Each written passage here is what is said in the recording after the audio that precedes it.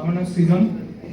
আজকে 23শে জানুয়ারি, আজকে সরস্বতী পুজোর পাশাপাশি আজকে নেতাজিরও জন্মদিন।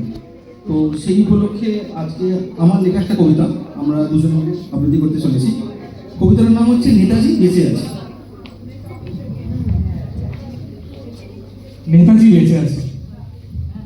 নেতাজি বেঁচে আছেন, হ্যাঁ, আশেপাশেই আছেন। আপনি হয়তো জানেন না, বোঝেনও না, কিন্তু উনি আছেন। বুঝলেন না তো? ভাবছেন আমি পাগল, মাথা ঠিক নেই? তাহলে দেখুন, ওই যে রাস্তা পাড়ার মাঝ বরাবর সোজা চলে গেছে স্কুলের পাশ থেকে ঠিক ধারে ওই যে লোকটা গেটের পাশে বসে আছে। ওর নাম হারু। পাশের পাড়ায় থাকে, জুতো সেলাই করে দিন চালায়।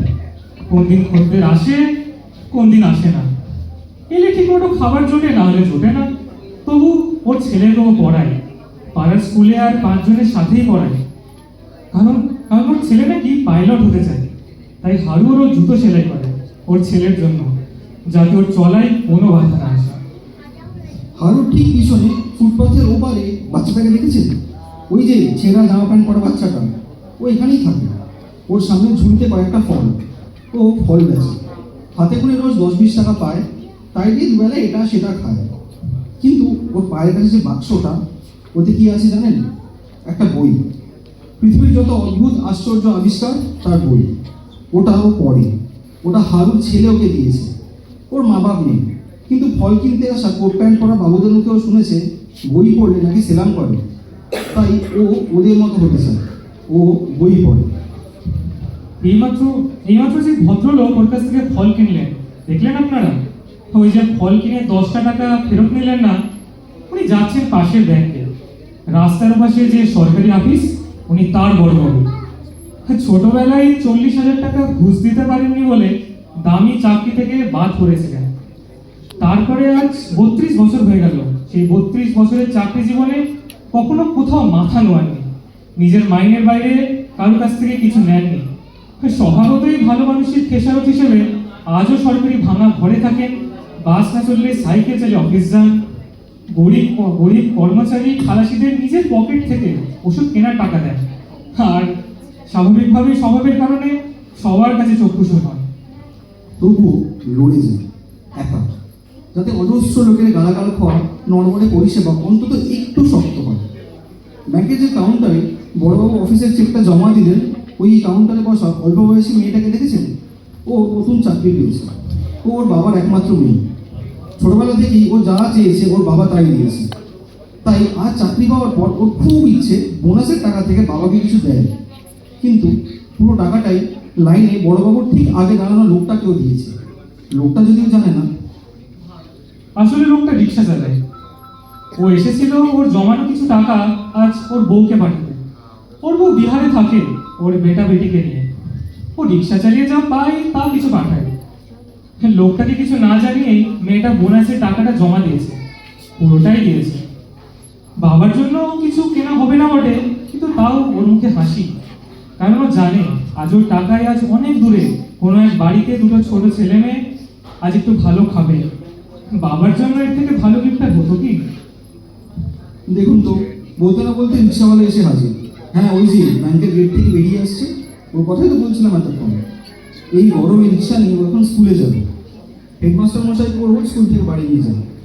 বুড়ো হয়েছে, গায়ের আগের মতো জোর নেই, তাও আসে। ওর বাপ ওকে বলেছিল ভিক মাং না পাপ, ও বলেনি। তাই যতদিন পারে ও যাবে মাস্টারজিকে নিতে। মাস্টারজি অবশ্য বকরা বকরা বাকি রাখেন, উপরিয়ে দেন মাঝে মাঝে। তিওহার এলে টাকা মিঠাই, ওর ছেলেমেয়ের জন্য স্কুলের পুরনো বই খাতা পেন জামা কাপড় সবই ভালোবেসেই পাঠান। ওদের সময় হলে ঠিকই চলে যায় স্কুলের গেটে। নিন সরে আসুন, ওকে যেতে দিন, না হলে যে ওর দেরি হয়ে যাবে।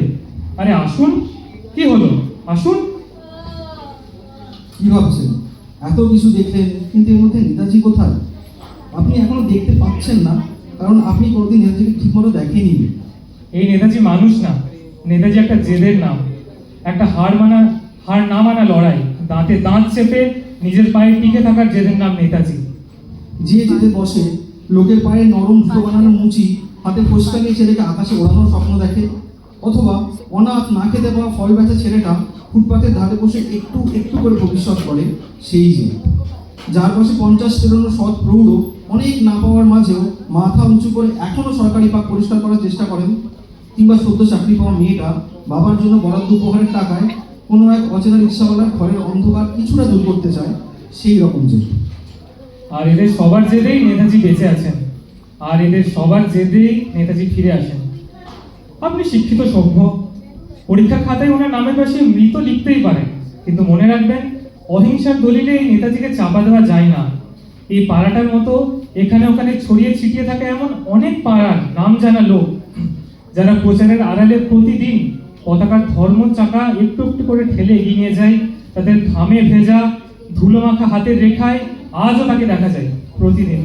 হ্যাঁ, তাই এবার থেকে যখন কি আপনাকে প্রশ্ন করবে উনি আছেন কিনা, বুক চিতিয়ে বলবেন, হ্যাঁ নেতাজি আছেন আমার মধ্যে, আপনার মধ্যে, ও পাড়ার হাড়ু, ফুটপাতের ফলওয়ালা, ব্যাংকের অফিসার, সরকারি বাবু, বুড়ো রিক্সাওয়ালা, স্কুলের মাস্টারমশাই, কারখানার মিস্ত্রি সমেত এই দেশের হাজার হাজার লোকের ভিড়ে হাজার রকম স্বপ্ন, হাজারটা ইচ্ছে, আর একটা জ্বলে ওঠা জেদের মধ্যে তিনি আজও বেঁচে আছেন।